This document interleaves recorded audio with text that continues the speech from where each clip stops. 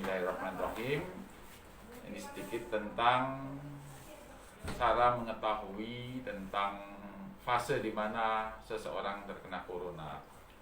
Jadi pada saat seseorang itu kemasukan coronavirus, itu akan masuk ke dalam 5 tahapan atau 5 fase.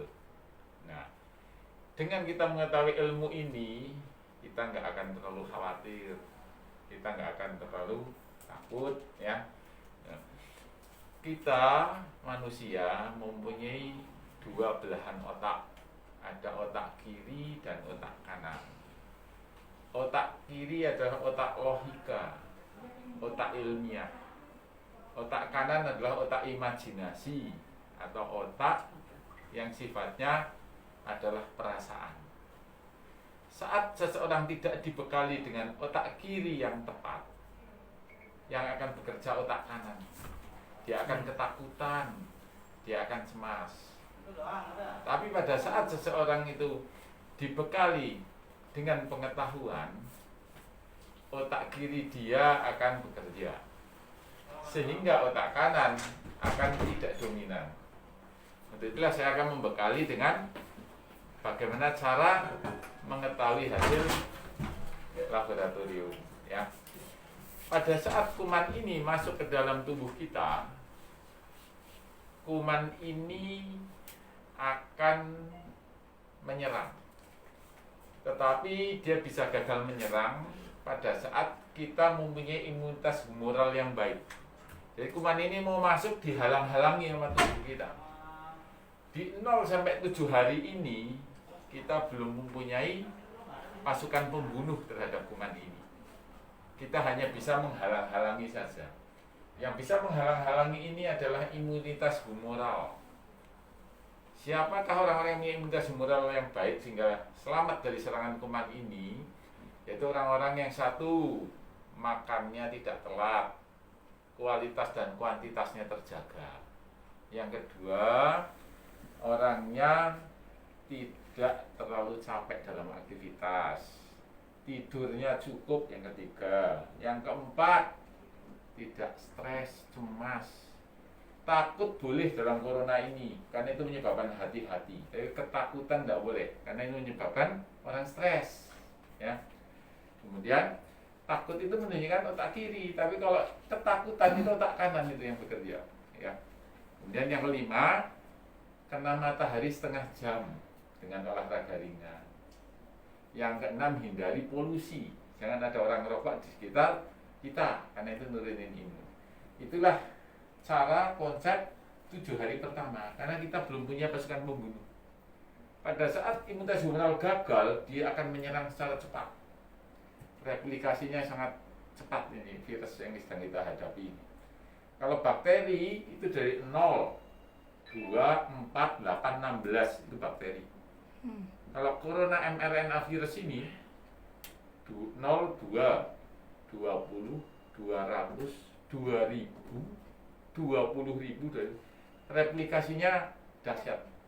Makanya 0-7 hari adalah ngalang-ngalangin. Maka semua kita ada di sini, imunitas humoralnya harus baik. Di antara 6 itu yang paling penting yang nomor 4, yaitu stres. Itu paling cepat nurunin imun. Betapa banyak di sekitar kita kecapean, kurang tidur, telat makan, tetapi nggak stres, itu selamat.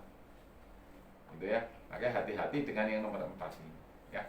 Nah, 0 sampai 7 hari ini ditunjukkan dalam lab, PCR-nya positif, IgG-nya negatif, IgM-nya negatif. Sehingga seorang yang IgG, IgM-nya negatif tetap harus PCR. Karena kita nggak tahu, kalau PCR-nya negatif, IgG, IgM negatif, berarti memang nggak sakit. Tapi kalau IgG, IgM negatif, PCR positif, justru ini di fase yang harus kita hati-hati. Oke, jadi seseorang yang IgG, IgM negatif dan ada kontak, tetap saya anjurkan untuk PCR. Kalau itu negatif, alhamdulillah, ya. Oke. Kemudian yang kedua, setelah 7 hari, tubuh kita mulai mempunyai pasukan pembunuh terhadap virus ini, namanya IgM. Ya.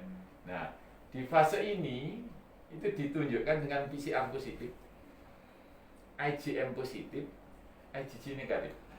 Ini masih fase akut dan masih menular karena ini masih di fase aktif. Nah itu biasanya waktunya 7-14 hari ya, tuh.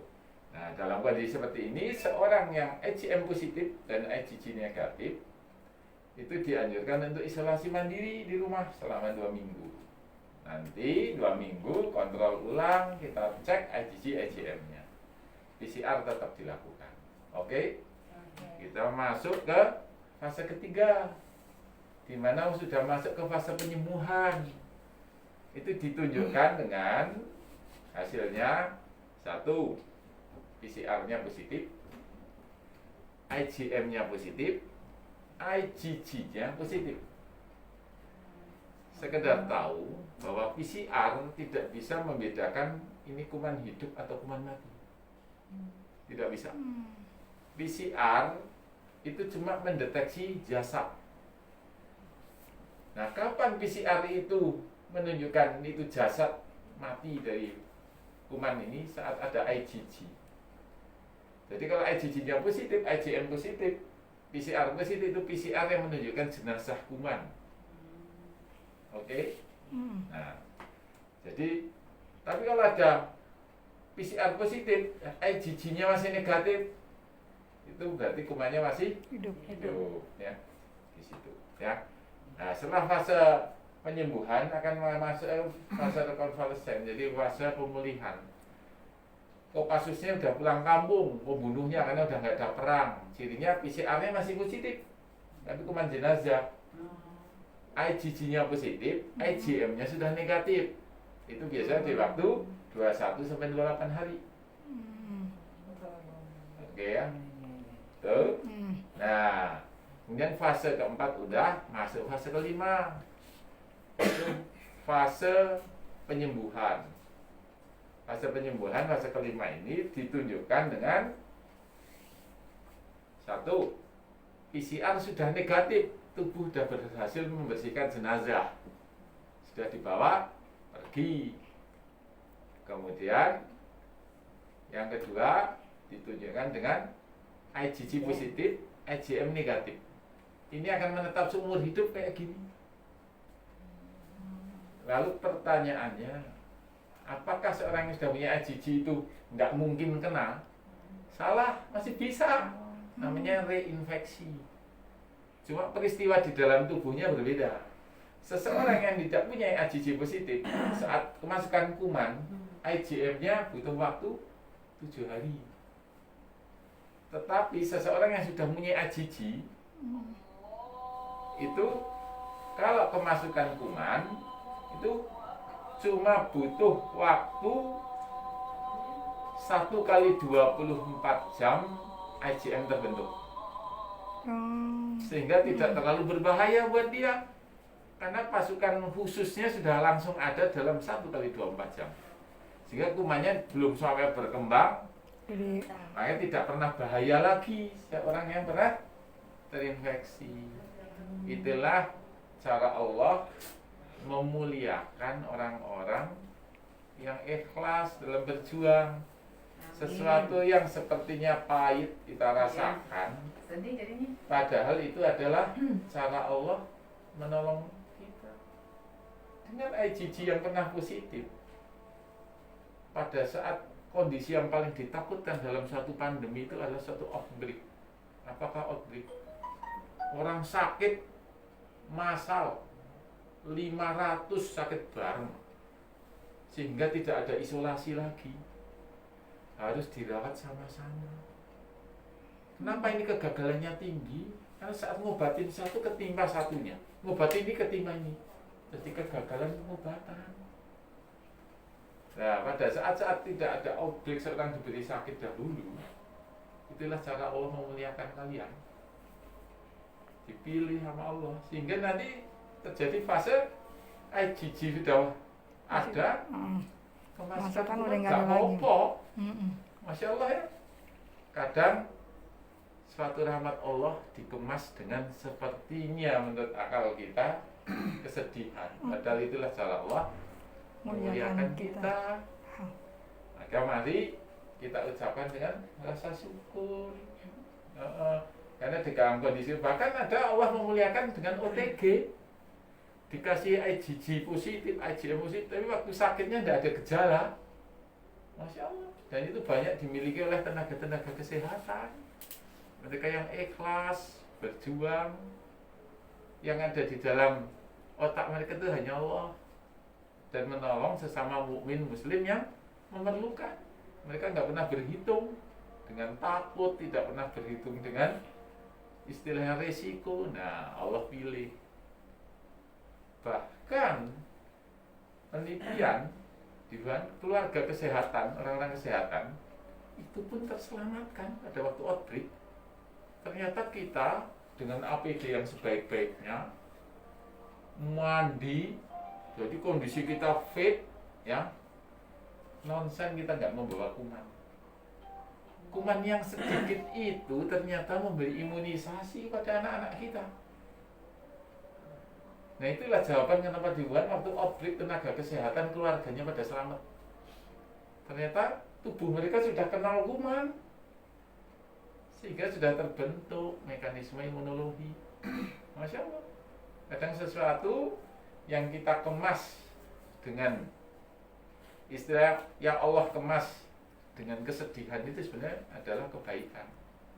Makanya saya tergolong yang tetap menganjurkan kalian semua pulang ke rumah, bukan ngekos, kumpul sama mereka-mereka yang kita cintai, tetapi dengan catatan selama bekerja kita sebersih mungkin, APD-nya sedisiplin mungkin, pulang kita mandi, kemudian baju supaya direndam dengan mekanisme yang presisi seperti itu nonsen.